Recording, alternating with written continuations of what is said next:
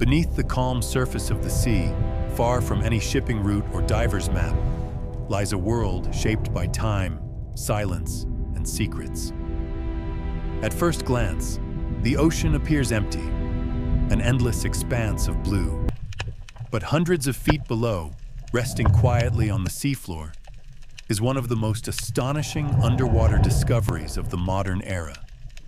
A forgotten depot of mid-20th century military tanks, submerged, untouched, and frozen in time. For decades, this place remained unseen, shielded by water and distance, while nature slowly wrapped itself around steel, transforming engines of war into sanctuaries for marine life.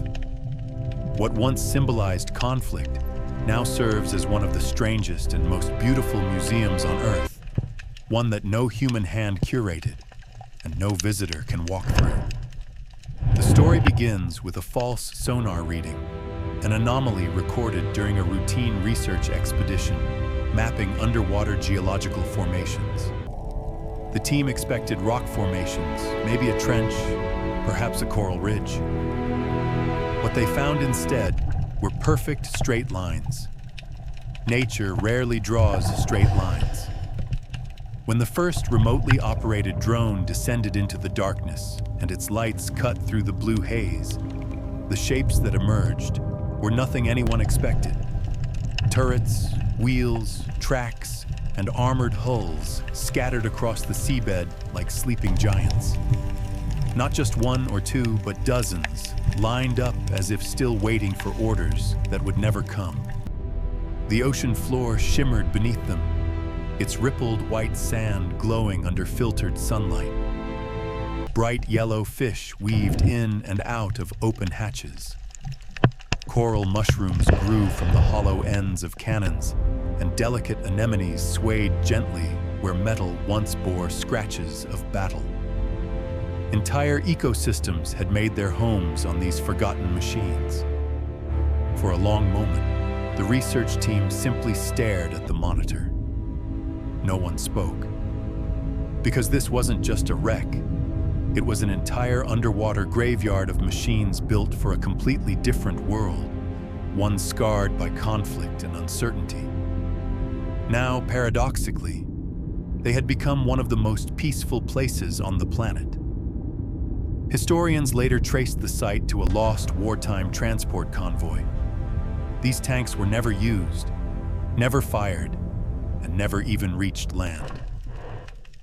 Their journey ended abruptly, possibly during a storm, sending them plunging into the deep and leaving them untouched for nearly 80 years. But the ocean remembered. Over time, metal plates blistered with rust, hinges froze, and bolts fused, yet the overall shapes remained surprisingly intact, preserved by cold water and stable currents. Turrets still pointed outward, frozen like statues. Some vehicles sat in perfect formation.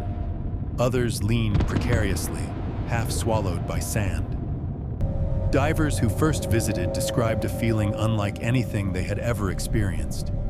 It wasn't fear or sadness, something else entirely. A sensation of stepping into a moment from history, paused, held still, then wrapped in quiet blue serenity. One diver said, "It felt like entering a dream. The machines were dead, but the place was alive."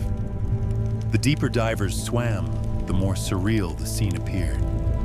One tank, lying on its side, had become a vibrant coral tower.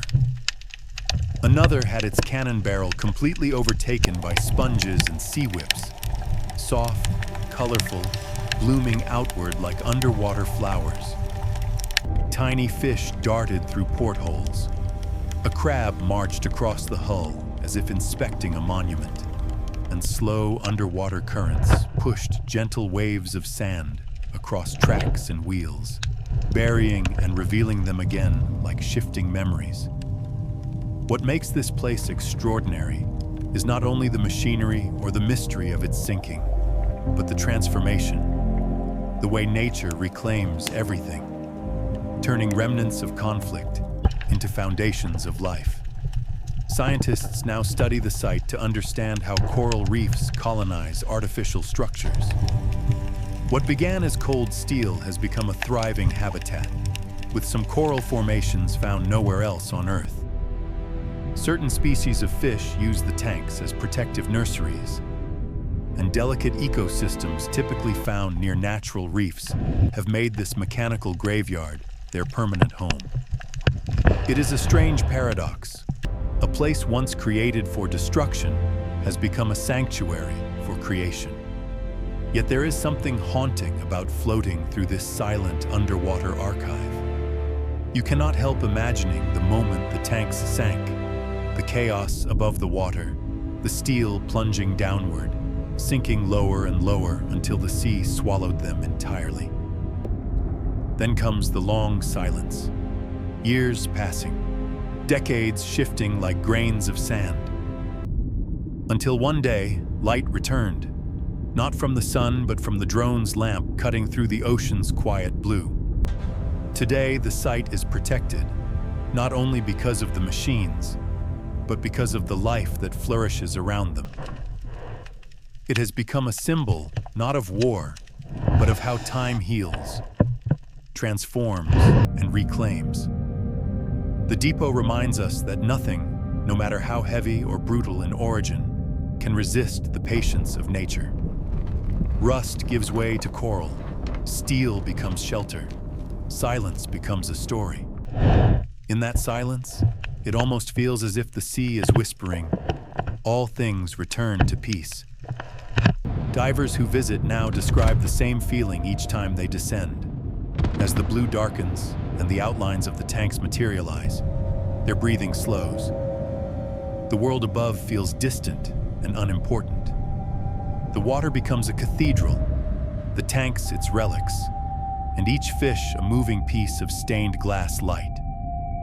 Cameras can capture the shapes and sonar can map the lines, but the true essence of this place, the surreal beauty, the quiet power, the harmony between ruin and rebirth, can only be felt when you float inches above a rusted hull and watch a tiny fish peek out from a place once meant for danger. There is no anger here, no noise, just the gentle rhythm of the sea, the drifting of sand, the pulse of underwater life. In the end, the Sunken Tank Depot stands as a reminder that history may sink, but it never disappears. It evolves, it softens, and it becomes the foundation for something entirely new. And sometimes, the most unlikely places built for conflict and designed for force, end up becoming sanctuaries of peace. Deep underwater, where sunlight dances in pale blue shafts and silence stretches endlessly, the tanks sleep on, not as weapons, not as relics of fear, but as part of an ecosystem far greater than anything they were ever meant to be. A cathedral of steel and coral, a museum sculpted by time, a story written not in books, but in the quiet heartbeat of the ocean.